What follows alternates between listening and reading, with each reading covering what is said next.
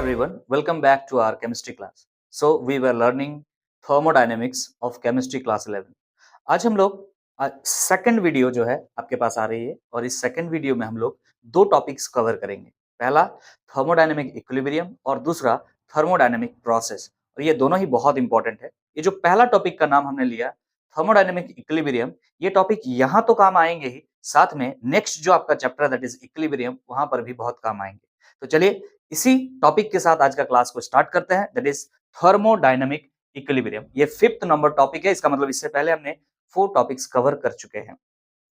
Thermodynamic equilibrium को समझने से पहले हम आपको थोड़ा सा आइडिया देना चाहेंगे इक्विलिब्रियम वर्ड का मतलब क्या होता है. अगर आप फिजिक्स पढ़े हैं तो आपको आइडिया होगा. बाय द वे हम कोशिश करेंगे अगर आपने वहां पर नहीं भी पढ़ा है तो समझ आए. इक्विलिब्रियम का मतलब होता है जो अपने स्टेट को मेंटेन करता है. आपने अगर पढ़ा है तो इस बात को रिलेट कर पाएंगे जल्दी से, अदरवाइज भी समझ में आएगा, ऐसा कोई बात नहीं है. अपने स्टेट को मेंटेन करना का मतलब क्या होता है? मतलब आपने फिजिक्स में ऐसा देखा है कि कोई ऑब्जेक्ट अगर रेस्ट पर है तो रेस्ट पर ही रहता है जब तक इस पर कोई ऑब्जेक्ट जब तक कोई इस पर एक्सटर्नल वर्क ना करे, एक्सटर्नल फोर्स ना लगाए. अगर कोई बॉडी यूनिफॉर्म मोशन कर रहा है, मतलब v वेलोसिटी से मान लीजिए चल रहा है, 10 मीटर पर सेकंड की स्पीड से चल रहा है, वो चलता रहेगा. उसे रोकने के लिए फोर्स चाहिए या तो उसके स्पीड को बढ़ाने घटाने के लिए फोर्स चाहिए. मतलब टू डिस्टर्ब सम ऑब्जेक्ट हमें कुछ करना पड़ता है. और अगर उस ऑब्जेक्ट का वही टेंडेंसी रहे कि वो चलता जाए, उस वर्ड का मतलब क्या होता है? इक्विलिब्रियम. कि अगर जैसा है वैसा है, मतलब क्या है? वो इक्विलिब्रियम में है. अगर उस स्टेट को चेंज करेंगे तो इक्विलिब्रियम डिस्टर्ब हो जाएगा. पहला वर्ड क्या दिया है? Thermodynamic equilibrium. नोट्स आ रहा है, ध्यान दीजिएगा, एक एक करके समझेंगे यहां पर कि थर्मोडायनेमिक इक्विलिब्रियम क्या होता है. A system is said to have attained a state of thermodynamic equilibrium when it shows no further tendency to change its property with time. Thermodynamic equilibrium एक ऐसा स्टेट है जिस स्टेट को अटेन करने के बाद वो सिस्टम अपना फेज चेंज नहीं करेगा टाइम के साथ साथ. मतलब टाइम तो चेंज होता ही रहेगा कंटिन्यूअसली ना, but time will change, but time के साथ साथ अब वो अपना स्टेट को बदलेगा नहीं, मतलब फेज को बदलेगा नहीं. मतलब आप कुछ काम कर रहे हैं किसी सिस्टम पर, वर्क कर रहे हैं किसी सिस्टम पर, और वो सिस्टम पहले से मान लीजिए गैसियस फेज में था, आपने उसको कुछ करके उसको लिक्विड फेज में लेकर के आ गया. अब वो लिक्विड फेज में जाने के बाद वापस सॉलिड बनना या वापस गैस बनना ऐसा पॉसिबल नहीं होगा. वैसा स्टेट, जिस स्टेट में जाने के बाद पीछे भी नहीं आ सकता प्रोसेस और आगे भी नहीं जा सकता प्रोसेस, उस स्टेट को, उस जगह को हम थर्मोडायनेमिक इक्विलिब्रियम कहते हैं. फिर से पढ़ रहे हैं. A system is said to have attained a state of thermodynamic equilibrium when it shows no further tendency to change its property with time. For example, ध्यान से सुनिएगा. मान के चलते हैं हमारे पास एक सिस्टम है, ये एक सिस्टम है और इस सिस्टम का, ये सिस्टम थर्मोडायनेमिक इक्विलिब्रियम में है. कब कह सकते हैं? तो बोल रहा है जो इसके प्रॉपर्टीज है. फॉर एग्जांपल मान लीजिए इसका जो प्रेशर है, इसका जो टेम्परेचर है, इसका जो वॉल्यूम है, ये सारे प्रॉपर्टीज इसके चेंज नहीं हो रहे हैं. और कोई प्रॉपर्टीज नहीं तो और भी ढेर सारे होते हैं जो आपको समझ में आता है अभी तक, वो हम एग्जांपल दे रहे हैं. अगर इन प्रॉपर्टीज में कोई चेंज नहीं आ रहा, टाइम बदलता जा रहा, बट प्रेशर जो था वही है, टेम्परेचर वही है, वॉल्यूम वही है, मतलब इस स्टेट को, इस जगह को हम क्या बोलेंगे? थर्मोडायनेमिक इक्विलिब्रियम कहेंगे. आगे क्या स्टेटमेंट कह रहा है, जरा ध्यान दीजिएगा. आगे का स्टेटमेंट लिख रहा है, the criteria for thermodynamic equilibrium requires the following 3 types of equilibrium exist simultaneously in a system. अगर थर्मोडायनेमिक इक्विलिब्रियम होना है तो 3 इक्विलिब्रियम होना चाहिए, 3 टाइप के इक्विलिब्रियम साइमल्टेनियसली होना चाहिए, एक ही साथ होना चाहिए. और वो कौन से 3 हैं तो एक एक करके हम डिस्कस करेंगे. एक है केमिकल इक्विलिब्रियम, दूसरा है आपका मैकेनिकल इक्विलिब्रियम और तीसरा है आपका थर्मल इक्विलिब्रियम. क्या आपको ये बात समझ में आ रहा है? फिर से पढ़ते इस लाइन को, ध्यान दीजिएगा. The criteria for thermodynamic equilibrium requires the following 3 types of equilibrium exist simultaneously in a system. अगर ये सिस्टम है, इस सिस्टम में ये तीनों इक्विलिब्रियम एक साथ होना चाहिए, तब वो थर्मोडायनेमिकली क्या है? इक्विलिब्रियम में है. और इक्विलिब्रियम क्या है ऑलरेडी समझ चुके हैं. अगर वो अपने प्रॉपर्टीज को टाइम के साथ साथ नहीं बदले, उसको हम क्या कह देंगे? Thermodynamic equilibrium. लेकिन उसको होने के लिए, इन चीजों को होने के लिए कि प्रेशर, टेम्परेचर, वॉल्यूम और भी बहुत सारे प्रॉपर्टीज टाइम के साथ न बदल रहा हो, मतलब कांस्टेंट हो गया हो, तो ये तीनों होना जरूरी है। क्या क्या?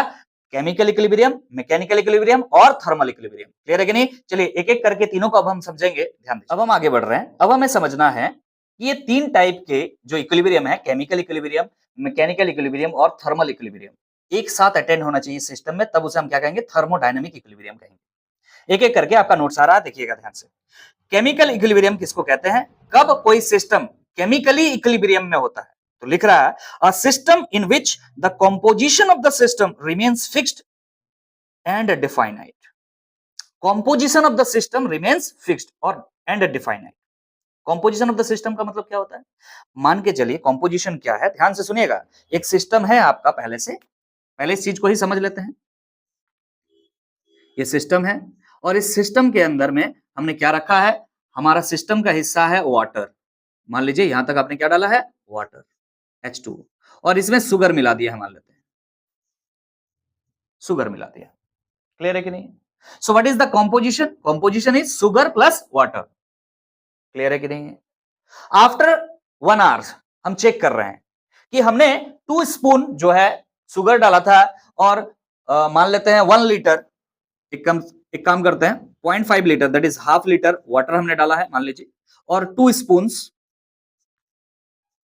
स्पून्स शुगर डाला। ये कॉम्पोजिशन है हमारा। क्लियर है ना? और टेस्ट करके हम चेक कर लिए कि इसमें कितना स्वीटनेस आया है। क्लियर है कि नहीं? आफ्टर 1 आवर्स हम फिर वही सॉल्यूशन जो हमने यहां पर तैयार किया है उसको फिर से टेस्ट किया। अगर टेस्ट जैसा है वैसा है, इसका मतलब यह है कि वाटर जो आपने 0.5 लीटर लिया था, हाफ लीटर लिया था, और शुगर जो 2 स्पून था वही है।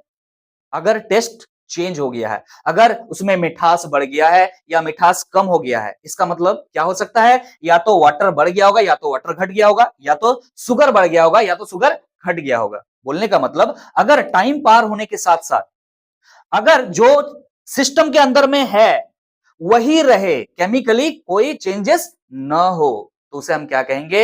ये केमिकल इक्विलिब्रियम में है भाई साहब। क्लियर है कि नहीं है? फॉर एग्जाम्पल केमिकल इक्विलिब्रियम में नहीं है, उसका एक एग्जांपल देते हैं। जैसे कि मान के चलिए आपके पास एक कंटेनर है, उसमें आपने वाटर ले लिया, और वाटर लेकर के क्या किया? थोड़ा सा स्पून से आपने कैल्शियम ऑक्साइड डाल दिया। समझ में आ रहा कि नहीं आ रहा? क्विक लाइन, जिसे आप चूना कहते हैं हिंदी में, तो हमने उसमें डाल दिया और उसको कंटेनर को क्लोज कर दिया और चला गया। फिर 1 घंटा के बाद वापस आए और 1 घंटा के बाद वापस आकर के फिर आप चेक कर रहे हैं, क्या पहले जो कंपोजिशन था आपने जो डाला था उसमें क्या था? पानी था और कैल्शियम ऑक्साइड था। वाटर था और आपने क्या डाला? कैल्शियम ऑक्साइड डाला। क्या यही चीज आपको मिलेगा आफ्टर 1 आवर? नहीं मिलेगा। ये क्या किस में कन्वर्ट हो चुका होगा? कैल्शियम हाइड्रोक्साइड में। इसका मतलब कंपोजिशन क्या हो चुका है? बदल चुका है। अगर कंपोजिशन बदल चुका है तो ये सिस्टम केमिकल इक्विलिब्रियम में नहीं है। अगर केमिकल इक्विलिब्रियम में नहीं है तो थर्मोडायनेमिक इक्विलिब्रियम में नहीं हो सकता है। समझ में आ गया है क्या बोलना चाह रहे हैं? ओके, अब हम आगे बढ़ेंगे। क्या आपको ये बात समझ में आ गया है? कंपोजिशन सेम होना चाहिए टाइम के साथ साथ। आगे बात करते हैं। नेक्स्ट लिख रहा मैकेनिकल इक्विलिब्रियम। मैकेनिकल इक्विलिब्रियम क्या है? क्लियर है? सुनिएगा ध्यान से।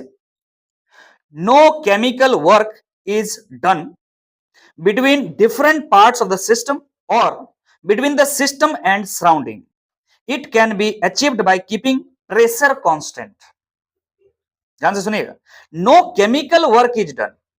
इसके अंदर में ये सिस्टम है, इसके अंदर में कोई केमिकल है और ये केमिकल कोई वर्क नहीं करेगा। पहला बात, ठीक है? No chemical work is done between different parts of the system. हो सकता है सिस्टम के अंदर में कई सारे पार्ट्स है, हो सकता है अंदर में आपने एक फैन लगाया है, और फैन क्यों लगाया है? आप चाहते हैं कि जो अंदर में केमिकल है उसको हीट करे। कैसे हीट करेगा? मूव करेगा। मैकेनिकल वर्क मतलब समझ में आ रहा है ना? मूवमेंट। तो बोल रहा है ऐसा कोई मूवमेंट ना हो, as it is stop condition में हो। समझ में आ रहा कि नहीं? कोई भी पार्ट्स ऑफ द सिस्टम काम नहीं कर रहा है, केमिकल पर मतलब सिस्टम पर काम नहीं कर रहा। और करके लिखा है between the system and the surrounding. साथ में एक बात और कि सिस्टम और सराउंडिंग के बीच में भी कोई काम नहीं हुआ। ना सिस्टम सराउंडिंग पर काम कर रहा है, ना सराउंडिंग सिस्टम पर काम कर रहा है। इस सिचुएशन को हम क्या कहते हैं? Mechanical equilibrium. और ये मैकेनिकल इक्विलिब्रियम अटेन तब हो सकता है जब प्रेशर कांस्टेंट रहे। कैसे? एक एग्जांपल से हम आपको समझाने की कोशिश करते हैं, ध्यान दीजिएगा। मान लीजिए आपके पास ये एक सिस्टम है और इसमें आपने लगा दिया यहां पर क्या? पिस्टन लगा दिया। क्या लगा दिया? पिस्टन लगा दिया। पिस्टन समझते हैं ना? पिस्टन लगा दिया। यहां पर एक हैंडल लगा दिया जिससे आप क्या करेंगे? प्रेशर लगाएंगे। ध्यान से सुनिएगा, समझिएगा। तो अंदर में कुछ गैसेस है, हम मान रहे हैं गैस के मॉलिक्यूल्स है। अंदर में कुछ गैस के मॉलिक्यूल्स हैं। अब आप यहां पर प्रेशर लगा रहे हैं P, ठीक है? अगर इस प्रेशर को आप नहीं बदले, एज इट इज जितना है उतना ही मेंटेन रखें, समझिएगा ध्यान से, अगर इस प्रेशर में कोई चेंजेस ना करें आप, तो क्या अंदर में जो चीज है उसमें कोई चेंजेस आएगा? क्यों आएगा? समझ में आ रहा कि नहीं आ रहा? कब चेंजेस आएगा? सर प्रेशर को आप बढ़ा देंगे या घटा देंगे। तो प्रेशर अगर बढ़ा देंगे तो क्या हो जाएगा? ये पिस्टन नीचे आएगा और इसका वॉल्यूम क्या होगा? डिक्रीज कर जाएगा। वॉल्यूम डिक्रीज कर जाएगा ड्यू टू प्रेशर। प्रेशर आपने लगाया इस वजह से। और वॉल्यूम अगर इंक्रीज कर जाएगा, वॉल्यूम इंक्रीज कब करेगा यार? जब प्रेशर तुम कम कर दोगे। मतलब यहां पर प्रेशर लगा के रखे हो, इस प्रेशर को अगर हल्का कर दोगे, छोड़ दोगे, ये प्रेशर गायब हो जाएगा, तो यहाँ के मॉलिक्यूल्स, अंदर के जो मॉलिक्यूल है वो क्या करने लगेंगे? एक्सपेंड करना शुरू करेंगे। और एक्सपेंड जब करेगा तो वॉल्यूम बढ़ जाएगा। बोलने का मतलब है कि यहां पर प्रेशर एक बहुत इंपॉर्टेंट रोल प्ले कर रहा है, जो ये बताता है कि या तो सिस्टम वर्क करेगा या तो हम सिस्टम पर वर्क करेंगे। बात समझ में आ रहा है कि नहीं? हम सिस्टम पर वर्क कब कर रहे हैं? ये जो प्रेशर है इसको इंक्रीज कर रहे हैं। मान लीजिए इस हैंडल को पकड़ करके इस पिस्टन को हमने क्या किया? अंदर लेके गया, तो हम वर्क कर रहे हैं। किस पर वर्क कर रहे हैं? सिस्टम पर वर्क कर रहे हैं। अगर हमने सिस्टम पर वर्क किया तो ये मैकेनिकल इक्विलिब्रियम नहीं है। या तो सिस्टम सराउंडिंग पर काम किया, मतलब सराउंडिंग मतलब हम लोग, समझ में आ रहा है कि नहीं आ रहा है? या तो मान लीजिए ये सब कुछ सराउंडिंग है। बोलने का मतलब इसके अंदर जो गैस है ये एक्सपेंड करने लगे खुद से, आपने कुछ नहीं किया, खुद से एक्सपेंड करने लगे, तो क्या हो जाएगा? ये पिस्टन ऊपर की तरफ चला जाएगा। मतलब क्या? ये सिस्टम खुद से काम कर दिया। किस पर काम किया? सराउंडिंग पर काम किया। इस सिचुएशन में भी मैकेनिकल वर्क हो चुका है, और मैकेनिकल वर्क हो चुका है अगर, तो इसे हम इक्विलिब्रियम नहीं मान सकते। बार बार कह रहे हैं, कुछ होना नहीं चाहिए यहां पर, कॉम्पोजिशन बदलना नहीं चाहिए, यहां पर कोई वर्क होना नहीं चाहिए, ना सिस्टम करना चाहिए, ना सराउंडिंग सिस्टम पर करेगा, ना सिस्टम सराउंडिंग पर। No work should be exchanged. कोई किसी पर वर्क नहीं करेगा, तो उसको हम क्या कहेंगे? Mechanical equilibrium. क्लियर है कि नहीं है? आगे बढ़ते हैं। मैकेनिकल इक्विलिब्रियम के बाद आपका जो नेक्स्ट इक्विलिब्रियम है वो थर्मल इक्विलिब्रियम है। यहां पर सबसे इंपॉर्टेंट रोल प्ले कौन कर रहा है? प्रेशर। यहां पे बताने भूल गए, नहीं शायद बताया था, लेकिन इस बात को ध्यान रखिएगा, कीपिंग प्रेशर कांस्टेंट। अगर प्रेशर को आपने कांस्टेंट रखा, जो है सो है, तो कोई वर्क इस पर नहीं होगा, ना ये किसी पर वर्क कर पाएगा। आप सोचो ना, प्रेशर जितना लगा के वो इतने लगा के रखे, तो ना ये पिस्टन अंदर की तरफ जाएगा, ना ये पिस्टन बाहर की तरफ आएगा। तो मतलब ये है, ना सिस्टम वर्क कर पाएगा, ना सराउंडिंग सिस्टम पर वर्क कर पाएगा। Getting my point? As it is रहेगा। आगे बात करते हैं। मैकेनिकल वर्क हो गया ये बात। Thermal equilibrium.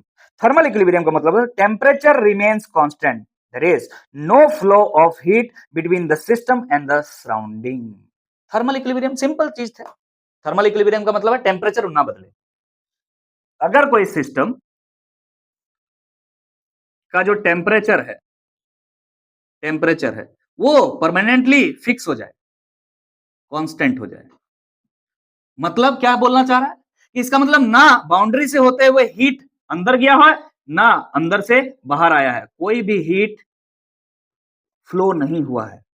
अगर हीट फ्लो नहीं करेगा तो टेम्परेचर बढ़ेगा घटेगा? नहीं सर, टेम्परेचर बढ़ाने घटाने का एक ही उपाय है क्या? हीट? नहीं नहीं नहीं नहीं, एक ही उपाय नहीं, और भी उपाय है। लेकिन यहां पर यह बात कहा जा रहा कि थर्मल इक्विलिब्रियम किसको कहेंगे?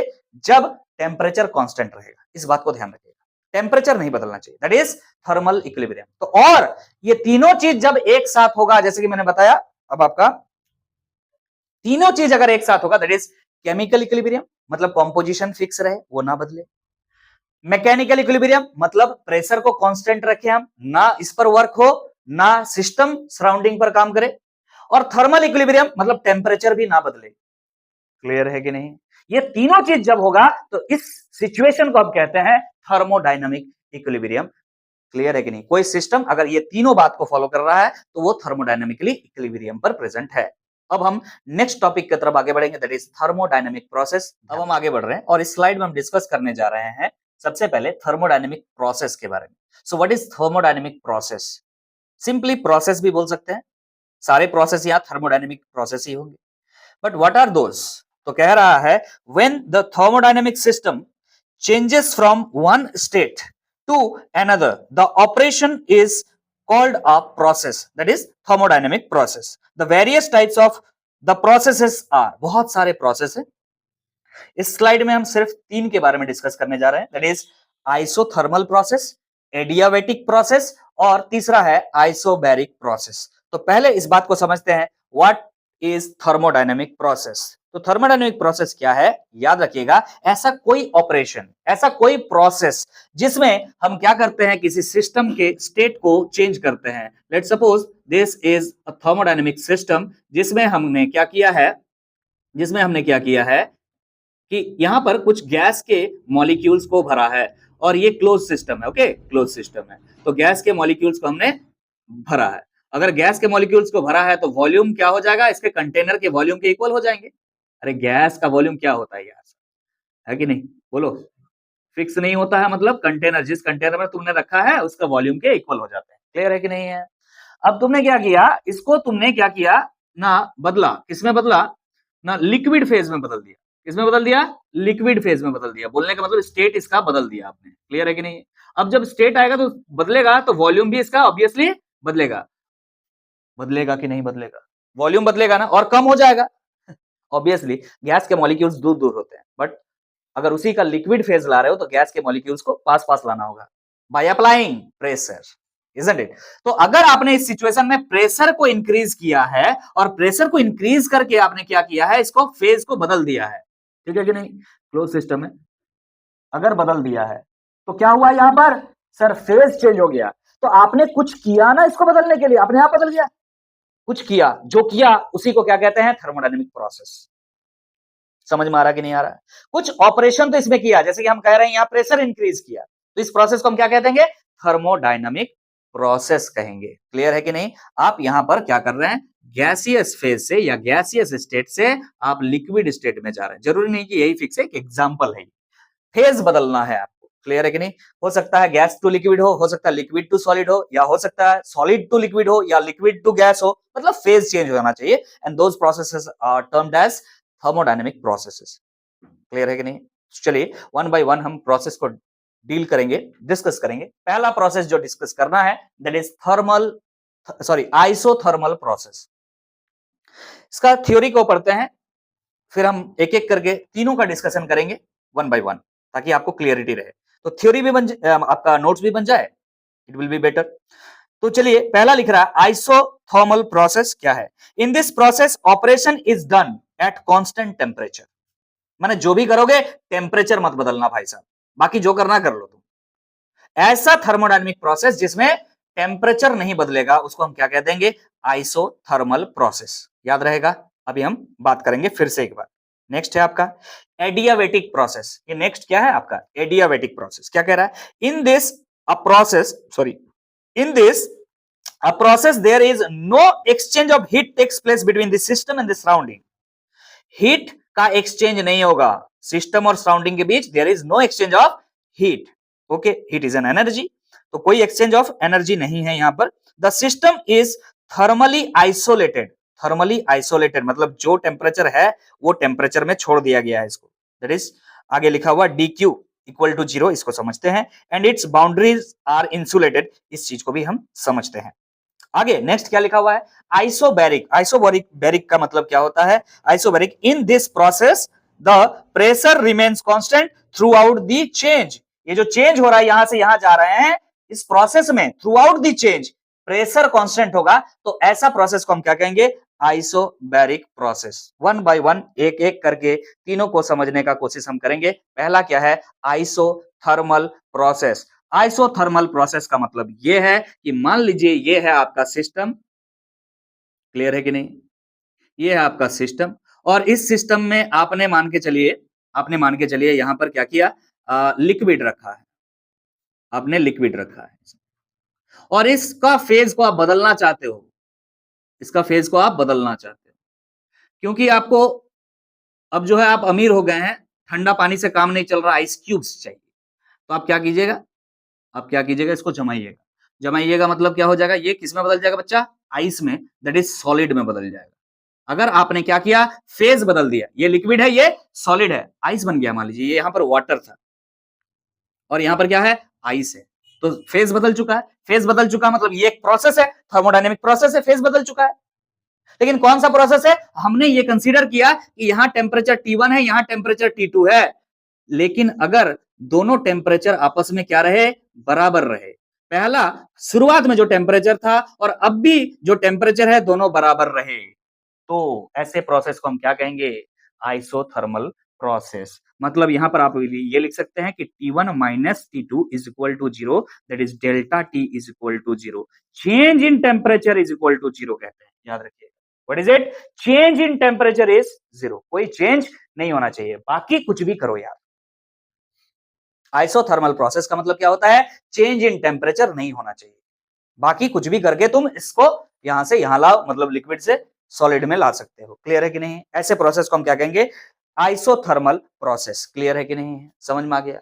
आप यहां पर डेल्टा देख रहे हैं और आपका जो नोट्स है इसमें आपने dt लिखा हुआ दिखा है, ये dt और डेल्टा टी में क्या डिफरेंस है, भाई साहब बहुत डिफरेंस, बहुत ज्यादा डिफरेंस। इस चीज को एनालिसिस करना मतलब क्या ही बोले।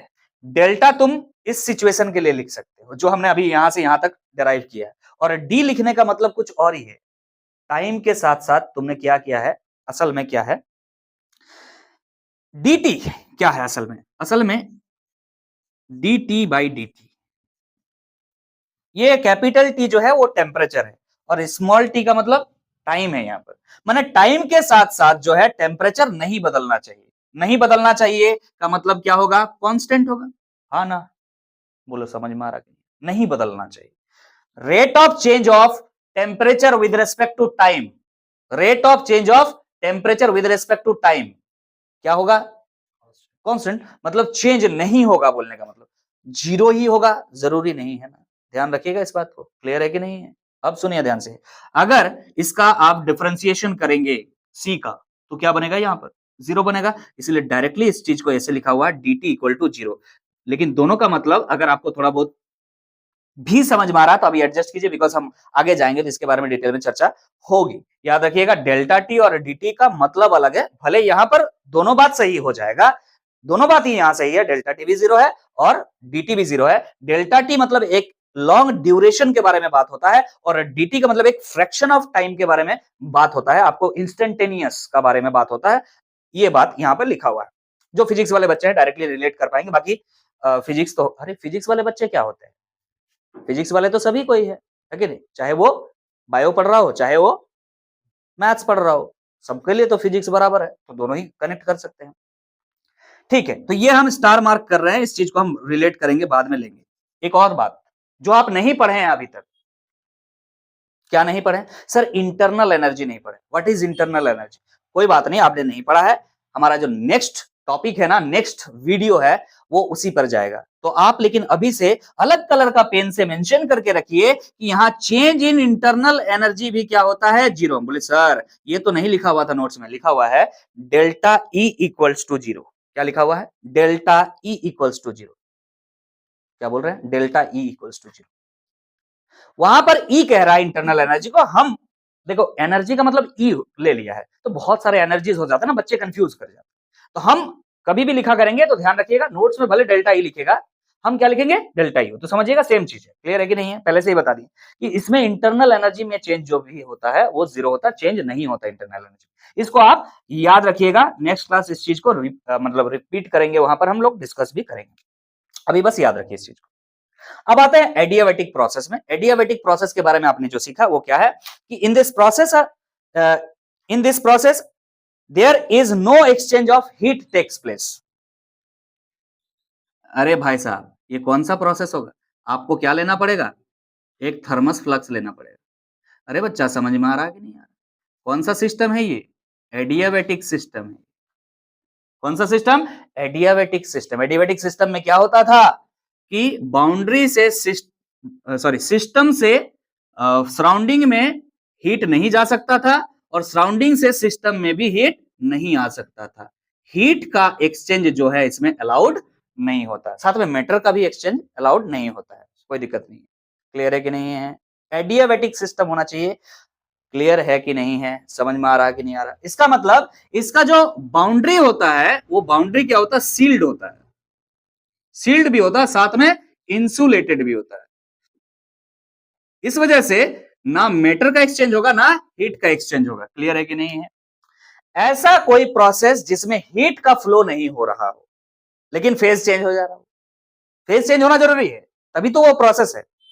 फेज चेंज हो जा रहा हो लेकिन हीट का कोई एक्सचेंज नहीं हो रहा हो, तो वैसे प्रोसेस को हम क्या बोलेंगे, एडियाबेटिक प्रोसेस। और हीट को हम क्या लिखते हैं, क्यू लिखते हैं। क्या लिखते हैं हीट को, क्यू। तो याद रखिएगा D Q is equal to 0 होता है। डी क्यू मतलब होता है ना change in heat is equal to 0 in मतलब डी लिखने का मतलब समझ में आ रहा है, डेल्टा नहीं लिखने का मतलब समझ में आ रहा है। डेल्टा मतलब एक ड्यूरेशन के बारे में बात हो रहा हो और डी मतलब एक फ्रैक्शन ऑफ टाइम के बारे में बात हो रहा होगा। तो यहां पर आपने ये बात को लिखा कि डी क्यू, कैपिटल क्यू लिखा, हम स्मॉल क्यू लिखा करेंगे हमेशा। ऐसा नहीं कि अभी लिख रहे हैं, हम हमेशा स्मॉल क्यू लिखा करेंगे। आपका बुक में अगर लिख रहा है, नोट्स में भी आपको अगर दिख रहा है कैपिटल क्यू तो आप उसको भी लिख सकते हैं। हम मेरा जो स्टाइल है ये लिखने का है, डी क्यू इक्वल्स टू 0। कोई दिक्कत है? क्लियर है कि नहीं? सुनो ध्यान से। लेकिन यहां पर कुछ बातें मेंशन नहीं है जो हम यहां पर बताना चाहते हैं आपको, सुनिएगा ध्यान से। अगर बच्चा इस सिस्टम के अंदर एक एक्सोथर्मिक प्रोसेस हो रहा है, एक्सोथर्मिक प्रोसेस हो रहा है। एक्सोथर्मिक प्रोसेस का मतलब समझते हैं, जिसके रिजल्ट में हीट निकलता हो। मतलब निकलता हो मतलब सिस्टम से बाउंड्री, सिस्टम के अंदर से बाउंड्री पार करके बाहर निकलता हो का बात नहीं कर रहे हैं। बाहर नहीं निकल रहा, जो भी है अंदर में, बाउंड्री से बाहर हीट नहीं जाना चाहिए। लेकिन सिस्टम के अंदर तो हीट जनरेट हो सकता है ना। फॉर एग्जांपल अभी हमने एग्जांपल लिया था, मान लीजिए कैल्शियम ऑक्साइड है आपका, दैट इज क्विकलाइम, और वाटर में आपने इसको डिसॉल्व कर दिया और ये सिस्टम बनाया।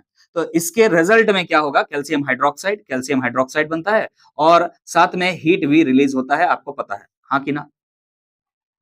ऐसा कोई प्रोसेस जिसमें हीट रिलीज हो रहा हो, दैट इज एक्सोथर्मिक प्रोसेस, जिसमें हीट रिलीज हो रहा हो। भाई रिलीज हो रहा मतलब बाहर नहीं निकल रहा, हीट रिलीज हो रहा, तो याद रखिएगा इसका रिजल्ट में टेम्परेचर इंक्रीज हो जाएगा। किसका? सिस्टम का। अगर ये सिस्टम है तो इस सिस्टम के अंदर जो टेम्परेचर होगा उसको इंक्रीज कर सकते हैं। इसका मतलब ये समझाना चाह रहे हैं बाबू कि एडियाबेटिक प्रोसेस और आइसोथर्मल प्रोसेस अलग अलग है। आइसोथर्मल प्रोसेस का मतलब टेम्परेचर चेंज नहीं होगा, एडियाबेटिक प्रोसेस का मतलब हीट चेंज नहीं होगा लेकिन टेम्परेचर चेंज हो सकता है। समझ में आ रहा कि नहीं? पगला जाता है बचवा। तो एडियाबेटिक और ये दोनों तो सेम ही है सर, हीट फ्लो नहीं होगा, टेम्परेचर बढ़ेगा घटेगा नहीं, बराबर है। नहीं भाई साहब, एडियाबेटिक प्रोसेस में टेम्परेचर चेंज हो सकता है, आइसोथर्मल में कभी चेंज नहीं होगा। क्लियर है कि नहीं? ये बताना जरूरी था मेरे लिए, नहीं तो आप सोचते कि दोनों तो सेम ही है, सुन नहीं। अच्छा, सिमिलरली अगर एक्सोथर्मिक में ऐसा होता बच्चा, तो एंडोथर्मिक में क्या होगा? Endothermic, endothermic process. एक एग्जांपल ले लेते हैं एंडोथर्मिक प्रोसेस का। सुक्रोज है मान लीजिए, अरे सुगर है मान लीजिए, सुगर सुगर सुगर, तो क्या हो जाता है C12H22O11। क्लियर है कि नहीं? सुगर है, आप उसमें वाटर डाल दिए। क्या डाल दिए? वाटर डाल दिए। हम खाते हैं पोटैटो, पोटैटो में क्या होता है? शुगर होता है। वो शुगर को पानी डाल दिया मतलब पानी पी लिया, और सांस ले लिया आप, सांस ले लिया मतलब क्या कर दिया आप? ऑक्सीडेशन करा दिया इसका। अगर ऑक्सीडेशन करा देंगे तो ये किस में बदल जाता है? अरे पता है कि नहीं, ग्लूकोज और फ्रुक्टोज में, हाँ कि ना? क्लास 10 में पढ़ के आए सर। क्या हो जाता है? C6H12O20, सॉरी C6H12O6, और एक होता है C6H12O6। दोनों का फॉर्मूलाज तो सेम होते हैं बट स्ट्रक्चर डिफरेंट होते हैं। इसमें एल्डिहाइड ग्रुप होता है, इसमें कीटोन ग्रुप होता है। बाकी यहां पर उतना डिटेल में समझने की जरूरत नहीं, एक ग्लूकोज मॉलिक्यूल बनेगा, एक फ्रुक्टोज बनेगा। देखिएगा ये लेकर के। अभी फिलहाल ये जो आपने देखा, इसको और इसको, मतलब शुगर को और वाटर को मिलने के लिए एनर्जी का जरूरत होता है। Energy is required to mix. Oxidation हो रहा है और ये कैसा प्रोसेस है? एंडोथर्मिक प्रोसेस है, मतलब इसको एनर्जी का रिक्वायरमेंट होता है। इस प्रोसेस में एनर्जी का एब्जॉर्प्शन होता है। समझ में आ रहा कि नहीं आ रहा? अगर कोई भी चीज एनर्जी का एब्जॉर्प्शन कर रहा तो उसका अगर हीट का एब्जॉर्प्शन कर रहा तो हीट घटेगा कि बढ़ेगा? अगर एब्जॉर्ब कर लिया तो घटेगा, बढ़ेगा नहीं। नहीं समझ में आया तुमको? इस वजह से तुम कह रहे हो। हम कह रहे हैं इसका रिजल्ट में हीट आया तो हीट क्या हो जाएगा, बढ़ जाएगा, टेम्परेचर भी बढ़ जाएगा। लेकिन ये जो करा रहे हो इसको खुद ही चाहिए हीट होने के लिए। The thing that is occurring here requires heat. अगर इसको हीट नहीं दोगे तो ये ऐसा नहीं होगा। तो ये तो हीट यूज कर ले रहा है ना, ये एनर्जी को यूज कर ले रहा है, तब जाके ये बन रहा है। तो यूज कर लिया तो वो टेम्परेचर क्या हो जाएगा, वहां पर घट जाएगा। हीट का यूज किया वहां पर। सिस्टम के अंदर जो पहले से हीट प्रेजेंट है उस हीट को ये यूज कर लिया। तो यहां पर क्या होगा, अगर ऐसा कोई सिस्टम आपको दिखेगा तो याद रखिएगा इस सिस्टम के टेम्परेचर को क्या कर सकते हैं आप, कम कर सकते हैं। मतलब याद रखिएगा अगर सिस्टम के अंदर एंडोथर्मिक प्रोसेस हो रहा है तो उसका टेम्परेचर घट जाता है। अगर सिस्टम के अंदर कोई एक्सोथर्मिक प्रोसेस हो रहा है तो उसका टेम्परेचर इंक्रीज हो जाता है। लेकिन प्रोसेस अभी भी क्या होता है, एडियाबेटिक होता है, क्योंकि heat flow through the boundary नहीं हुआ है। क्लियर है कि नहीं? इस कंफ्यूजन को क्लियर करना जरूरी था। अब आते हैं आइसोबैरिक प्रोसेस में। बहुत सिंपल प्रोसेस। आइसोबैरिक प्रोसेस में आपने लिखा क्या, इन this process the pressure remains constant through out the change. Pressure remain constant through out the change. Pressure नहीं बदलेगा, बाकी कुछ भी बदल लो तुम भाई। क्लियर है कि नहीं है? जैसे कि यहां पर क्या है, प्रेशर रिमेन कांस्टेंट। एक एग्जांपल हम देने का कोशिश करते हैं यहां पर कि आपको अभी ये वाला जो एग्जांपल था ना, इसमें डायरेक्टली आप दे सकते हो, कोई दिक्कत नहीं है। ठीक है कि नहीं? Pressure remain constant. आपने एक सिस्टम लिया, इसमें आपने लिक्विड भर दिया, और इस लिक्विड को आपने बदल दिया किसमें, फेज चेंज कर रहे हैं, लिक्विड को आपने बदल दिया किसमें, सॉलिड में। मान लीजिए आइस के क्यूब्स बन गए हैं, है ना, ये क्या बन चुके हैं, आइस के। हम कह रहे हैं ये सॉलिड में बदल चुका है, और ये किसमें था पहले, लिक्विड में था। क्लियर है कि नहीं? लिक्विड टू सॉलिड में जाने के लिए आपको क्या करना पड़ता है सर, टेम्परेचर को डिक्रीज करना पड़ता है, हाँ कि ना, बोलो, कूल करना पड़ता है सर, ठंडा करना पड़ता है, हाँ कि ना। आपने टेम्परेचर बदल के ऐसा काम कर दिया, बट प्रेशर में कोई छेड़खानी किया नहीं। अगर प्रेशर में कोई छेड़खानी नहीं किया है, इसका मतलब वो कौन सा प्रोसेस है, आइसोबैरिक प्रोसेस। आइसोबैरिक प्रोसेस नाम क्यों पड़ा, अरे बार दिख रहा, bar, bar is the unit of pressure, इसलिए यहां पर क्या बोल रहा है, आइसोबैरिक प्रोसेस। बार यहां पर आइसो है, मतलब फिक्स्ड है, कांस्टेंट है। क्लियर है कि नहीं? सो यहां पर लिखेंगे change in pressure is equal to 0। Pressure change नहीं होगा, बाकी कुछ भी तुम चेंज कर लो। बोलो क्लियर है कि नहीं है? क्लियर है? अरे बच्चा क्लियर है कि नहीं है? अरे डी लिख रहे हैं तो समझ में आ रहा है, इंस्टेंटेनियस के बारे में बात है, किसी पर्टिकुलर टाइम पर कह रहे हैं। और क्लियर हो गया है ये तीनों प्रोसेस? तो चलिए नेक्स्ट प्रोसेस की तरफ हम आगे बढ़ेंगे, ध्यान दीजिए। अब हम आगे बढ़ रहे हैं, इस स्लाइड में हम दो प्रोसेस के बारे में और डिस्कस करेंगे। One is isochoric process, another one is cyclic process. So first one is isochoric process. जैसे कि आइसोबैरिक में ऑलरेडी पढ़ चुके हैं, प्रेशर कांस्टेंट होता है, आइसोकोरिक में वॉल्यूम कांस्टेंट रहता है।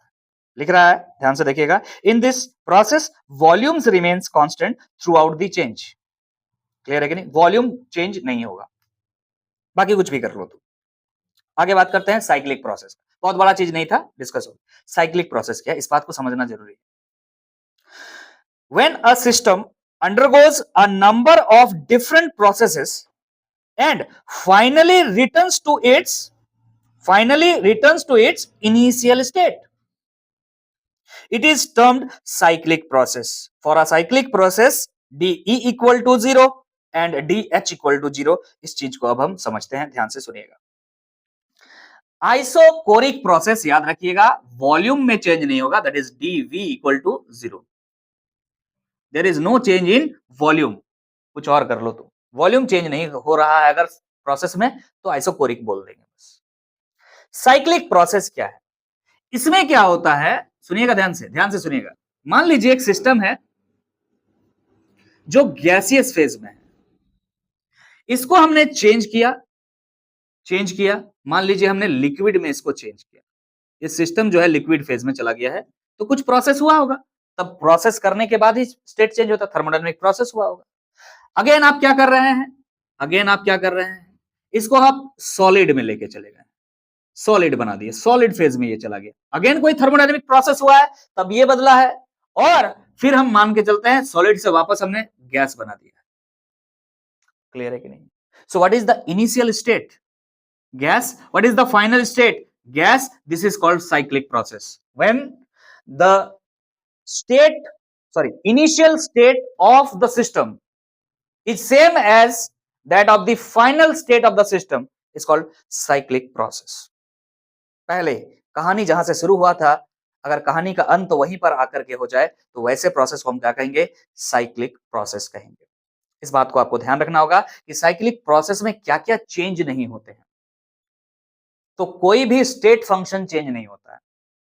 क्यों? तो ध्यान से सुनिए, फिजिक्स का एक सवाल पूछ रहा है आपसे। सुनिए ध्यान से। बताइए जरा बच्चा, यहां से हम चलना शुरू किए, यहां से हम ऐसे चले, 10 मीटर्स चले हम। क्लियर है कि नहीं? क्लियर है कि नहीं? फिर हम वापस यहां से चले, यहां पर आ गए। This is initial one and this is final one as well. तो आपसे पूछ रहा है डिस्टेंस कवर कितना किया? डिस्टेंस कवर किया 20 मीटर, लेकिन डिस्प्लेसमेंट कितना किया? 0। अगर डिस्प्लेसमेंट पूछा तो आपने 0 क्यों कहा? समझ में आया? क्योंकि इनिशियल पॉइंट और फाइनल पॉइंट क्या है? 0 है। तो आपको ये बात पता होगा, पहले भी क्लियर कर चुके हैं लास्ट वीडियो में, स्टेट फंक्शंस क्या होते हैं, जो इनिशियल और फाइनल पॉइंट पर डिपेंड करता है।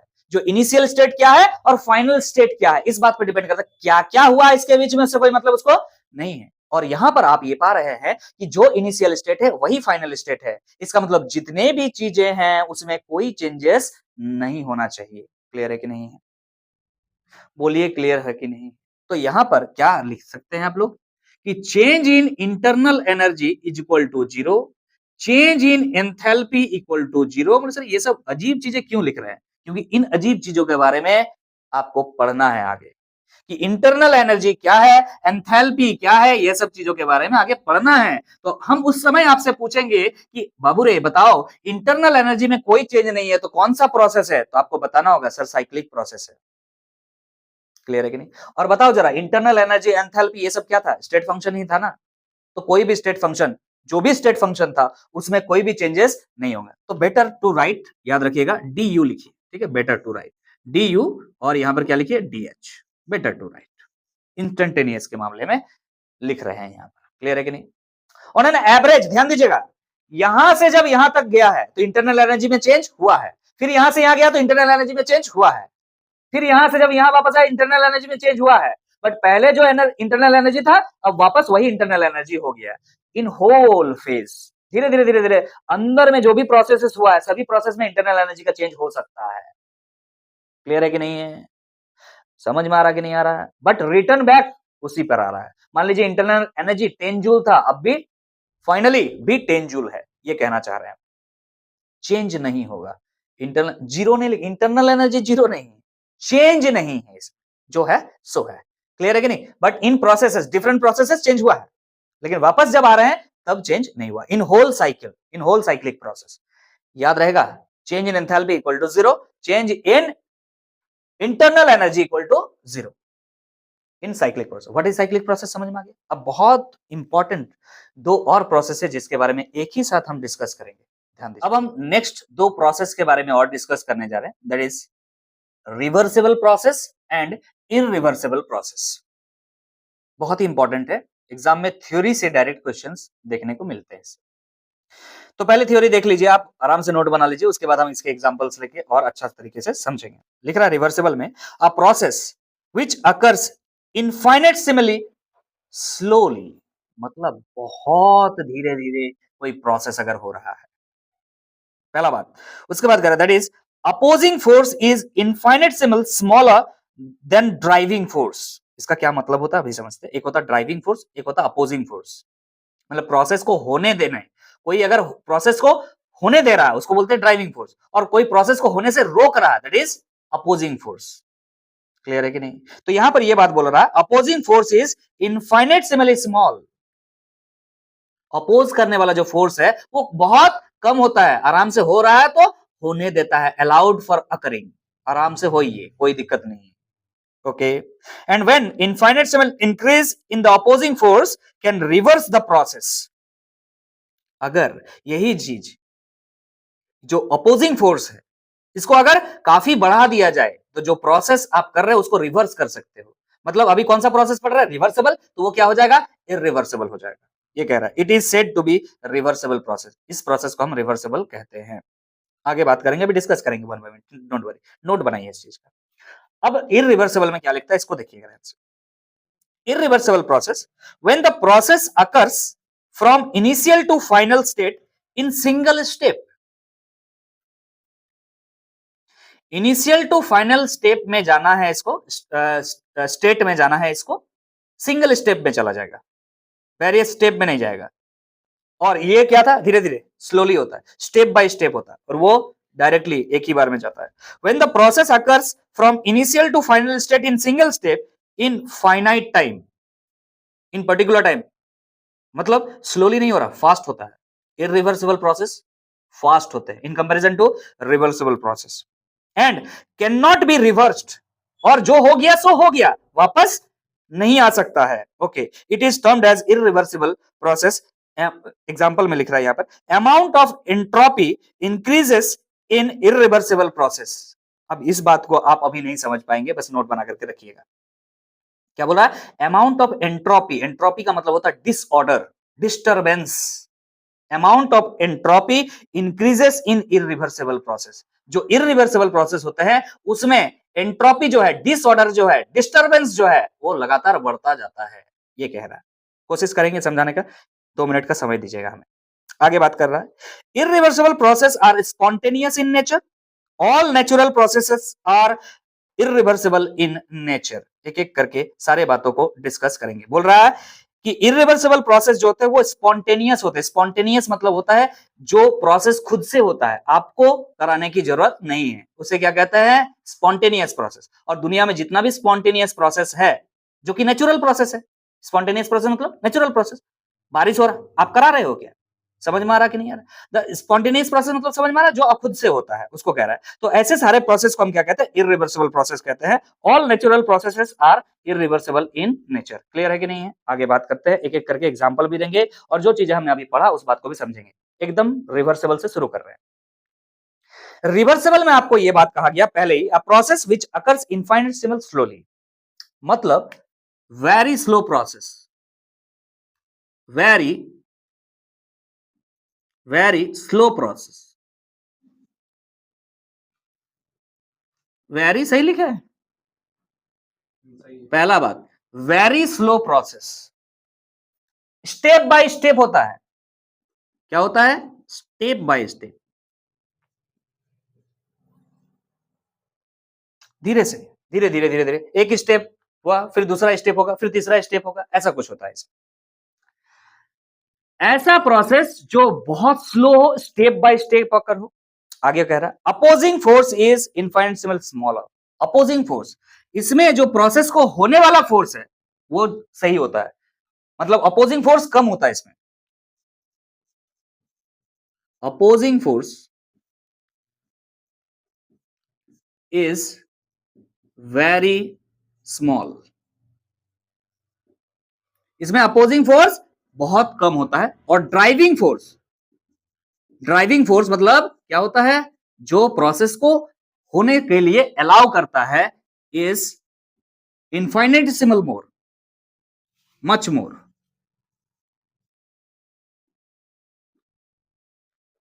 मतलब इसको रोकने वाला जो फोर्स है, ऐसे प्रोसेस, जो प्रोसेस को रोकने वाला फोर्स कम है, ऐसा ना हो ऐसा चांस कम होता है कि हो जाए भाई।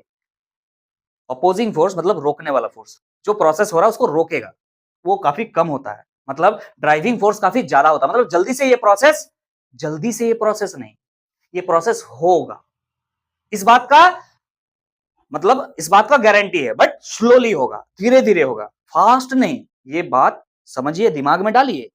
यहाँ पे driving force is much more का मतलब ये नहीं कि प्रोसेस जल्दी होगा, इसका मतलब है कि ये प्रोसेस होगा, ये बात फिक्स है, बट स्लोली होगा।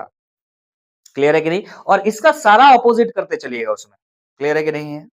ठीक है, आगे बात करते हैं। और क्या बात कहा है यहाँ पे, इट इज रिवर्सिबल, बस दैट्स इट, इतना कहा है। कुछ एग्जांपल लेंगे तो मजा आएगा, हाँ कि ना। रिवर्सिबल का कुछ एग्जांपल हम अगर ले तो मजा आ जाएगा। जैसे कि फ्रीजिंग, किसी चीज को आप फ्रीज कर रहे हो, किसी चीज को आप मेल्ट कर रहे हो, किसी चीज को आप मेल्ट कर रहे हो, किसी चीज को आप फ्रिज कर रहे हो, या किसी चीज को आप मेल्ट कर रहे हो, क्या वापस नहीं आ सकता है। मान लीजिए वाटर को आपने फ्रिज कर दिया, क्या बन गया, आइस बन गया। क्या आइस वापस वाटर नहीं बन सकता है, बन सकता है।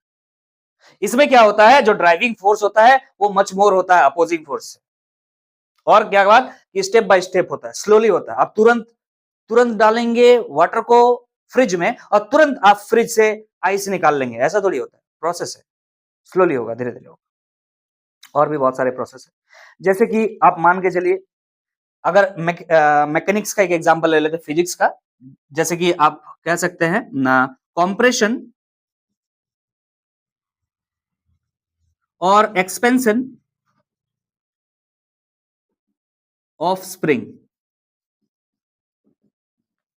अरे भाई साहब समझ मारा, मान लीजिए ये स्प्रिंग है, ये नेचुरल स्टेट में इस तरह से रखा हुआ है, लेकिन आप इसको क्या किए, इसको फोर्स लगा दिए। क्लियर है कि नहीं, फोर्स लगा रहे हैं, अपोजिंग फोर्स क्या है, कम है, मतलब अलाउ करेगा, जाइए भाई खींचिए कोई बात नहीं, लेकिन जैसे ही उसको छोड़ोगे वापस आएगा, रिवर्स हो सकता है, ये कह रहे हैं। मतलब आपने क्या किया, इसको एक्सपेंड किया और एक्सपेंड करके छोड़ दिया, और अगर एज इट इज वैसे ही रह जाता तो हम सोचते रिवर्स रिवर्स हुआ नहीं, वापस आया नहीं, लेकिन वापस छोड़ दीजिएगा तो वापस आ जाएगा। तो रिवर्सिबल भी है, समझ में आ रहा कि नहीं आ रहा, रिवर्सिबल ही है। ये समझ में आया क्या, एग्जांपल, फिजिक्स का एक एग्जांपल हमने लिया। जैसे एक और प्रोसेस हो सकता है, क्रिस्टलाइजेशन।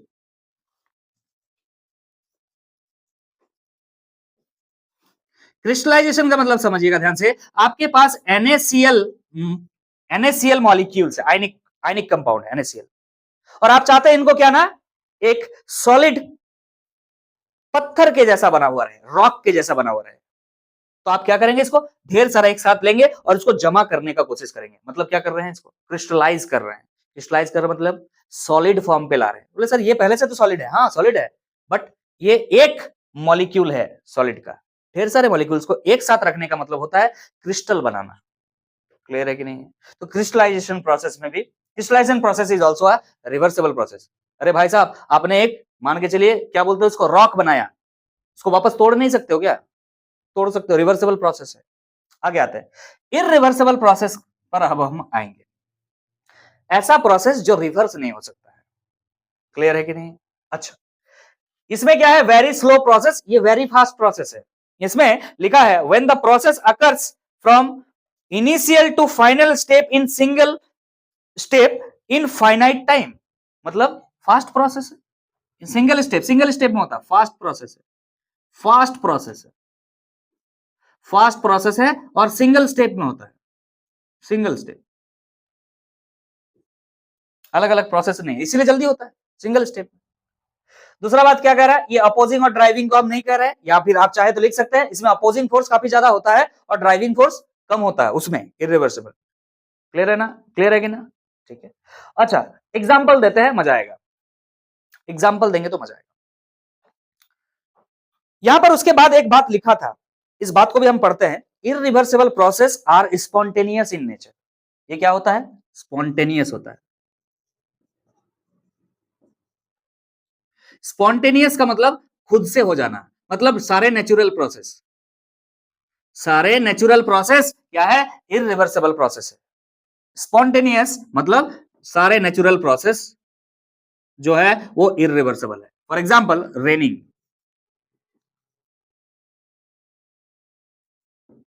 बारिश होना, देखिए ध्यान से, बोले सर ये तो रिवर्सिबल जैसा लग रहा है। एक बार क्या होता है कि वाटर वेपर बन करके जाके क्लाउड में चला जाता है, फिर क्लाउड बारिश बनता है, फिर नीचे आता है, और फिर क्या होता है वो, बोलो जरा, फिर क्या होता है, फिर फिर वेपोराइज होकर के क्लाउड बनता है। ये तो रिवर्सिबल जैसा लग रहा है। सुनिए ध्यान से, रिवर्सिबल का मतलब ये होता है कि वापस कभी ना आए ऐसा नहीं, वापस आएगा लेकिन विथ सम वर्क। समझ में आ रहा कि नहीं आ रहा, रिवर्सिबल का मतलब क्या होता है, अगर अगर आप एक प्रोसेस को कर दिए और छोड़ दिए तो वो वापस ऑटोमेटिक अगर आ गया तो रिवर्सिबल बोलेंगे। लेकिन इरिवर्सिबल का मतलब ये नहीं है कि कभी वापस नहीं आएगा, इरिवर्सिबल का मतलब होता है वापस आएगा अगर आप एक्सटर्नल कुछ वर्क करें। जैसे कि रेन हो रहा है, क्लाउड बारिश बनकर नीचे आ चुका है, अब ये जो पानी नीचे है समुद्र में है उसको वेपोराइज होकर के क्लाउड बनना पड़ेगा। तो ऐसे ऑटोमेटिक हो जा रहा है कि कुछ वर्क हो रहा है, there is some work to be done. अगर वर्क डन होने के बाद ऐसा हो रहा है तो इरिवर्सिबल है ना। बिना वर्क के ऐसा चला जाता है तो हम समझते हैं। समझ में आ रहा है? और कुछ एग्जांपल लेते हैं, बिना वर्क के हो जाए, बिना वर्क के हो जाए। जैसे स्प्रिंग, स्प्रिंग को हमने क्या किया, ऐसे खींचा और उसके बाद कुछ नहीं करना, हमने छोड़ दिया, अपने आप गया यार। आपने कुछ नहीं किया इसको वापस जाने के। इसमें क्या है कि बारिश अगर एक बार हुआ और उसके बाद ये खुद से ऊपर नहीं चला गया, क्या करना पड़ा इसको, खुद से वर्क करना पड़ा, वेपोराइज होना पड़ा, तब जाकर के ऊपर गया। क्लियर है कि नहीं? खुद से नहीं चला गया। आगे बात करते हैं। बहुत सारे इरिवर्सिबल प्रोसेस होते हैं, इरिवर्सिबल जो वापस नहीं आ सकते, जैसे रस्टिंग, जंग लगना।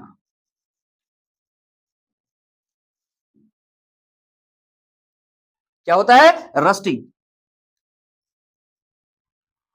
एक बार अगर कोई आयरन में जंग लग गया है, रस्ट हो चुका है, तो वापस नहीं हो सकता है, ठीक, रस्ट गया। और सर नहीं, हमारे घर में ना वो एक पेपर आता है सैंड पेपर, उसको रगड़ के साफ कर दिया जाता है। भाई साहब तूने अंदर वाला साफ किया, अब अंदर वाला दिख रहा है, जो निकल के बाहर जा चुका है वो गया, दैट इज आयरन ऑक्साइड, फेंका गया तुम्हारा। समझ में आ रहा कि नहीं? वो वापस नहीं हो सकता है। क्लियर है कि नहीं? बहुत सारे प्रोसेस है, बहुत सारे, जैसे बर्निंग, कंबशन कह सकते हो, बर्निंग, बर्निंग जिसे आप कंबशन कहते हो। अरे सर आपने बोला ना अपने आप होने वाला प्रोसेस, और बर्निंग, कोई भी चीज तो अपने आप नहीं जलता है सर।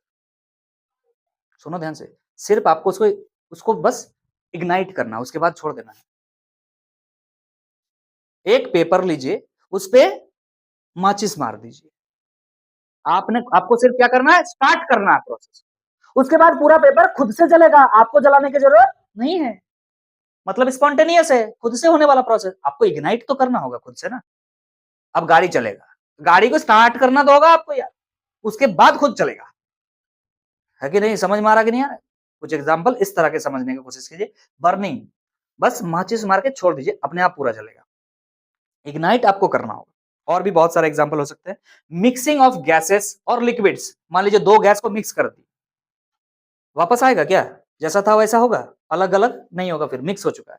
मिक्सिंग ऑफ लिक्विड्स, तो लिक्विड को मिक्स कर दिए, अब फिर तो अलग अलग नहीं होगा। सर काहे नहीं, हम तो अलग अलग कर सकते हैं। मतलब हाँ भाई तुम कर सकते हो, बट तुम करोगे, अपने आप नहीं होगा, हम ये कह रहे हैं। रिवर्सेबल जो है, सॉरी इरिवर्सेबल जो है, रिवर्स नहीं हो सकता, हम थोड़ी कह रहे हैं, कर सकते हैं, बट बाय एक्सटर्नल वर्क, आपको करना होगा तब आप कर सकते हैं, अपने आप नहीं। जाके मिक्स हो गया और फिर जाके अपने अलग हो गया, ऐसा नहीं। क्लियर है कि नहीं है? फॉर एग्जाम्पल और भी है, heat flow hot to cold, लिख सकते हो, heat flow hot to cold.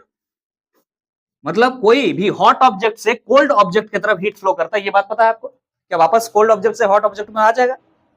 नहीं आएगा। आ सकता है आप चाहोगे तो, आ सकता है आप चाहोगे तो, लेकिन अपने आप तो नहीं आने वाला है।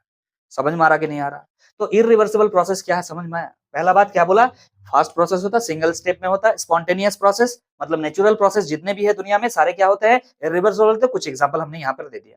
तो क्या आपको रिवर्सिबल और इरिवर्सिबल समझ में आ गया? क्लियर है कि नहीं? रिवर्सिबल और इरिवर्सिबल प्रोसेस, ये जो रिवर्सिबल प्रोसेस देख रहे हो, ये आपका नेक्स्ट चैप्टर के लिए बहुत इंपॉर्टेंट बात है। इक्विलिब्रियम नेक्स्ट चैप्टर का नाम है बच्चा, और इक्विलिब्रियम जो है रिवर्सिबल प्रोसेस में ही हो सकता है, इरिवर्सिबल में इक्विलिब्रियम कभी हो नहीं सकता है। अभी जो आपने थर्मोडायनेमिक इक्विलिब्रियम पढ़ा, और वो भी ये जो थर्मोडायनेमिक इक्विलिब्रियम पढ़ा बच्चा, वो थर्मोडायनेमिक इक्विलिब्रियम भी कहां हो सकता है, रिवर्सिबल प्रोसेस में हो सकता है। इरिवर्सिबल प्रोसेस में थर्मोडायनेमिक इक्विलिब्रियम नहीं हो सकता है, क्योंकि अगर आप इस पे कोई वर्क कर रहे हो तो बस हो जा रहा है, that can not be reverse back. इसमें ऐसा नहीं है, ये रिवर्स बैक हो सकता है, चलता है, वो हो सकता है, बट एक्सटर्नल वर्क का जरूरत होता है। इसमें अपने आप होता है, खुद को खुद एडजस्ट कर सकता है। So this is reversible, unreversible ही थर्मोडायनेमिक इक्विलिब्रियम में जा सकता है। So by this word I am going to stop this video है। अगर आप लोगों को सेशन अच्छा लगा है तो सेशन को लाइक जरूर कर दीजिएगा, चैनल पे नए हैं तो चैनल को सब्सक्राइब कर लीजिएगा, और थर्मोडायनेमिक प्रोसेस आज आपको कैसे समझ में आया कमेंट बॉक्स में कमेंट जरूर कीजिएगा। तो मिलते हैं नेक्स्ट वीडियो में, तब तक के लिए अलविदा, thank you so much, signing off.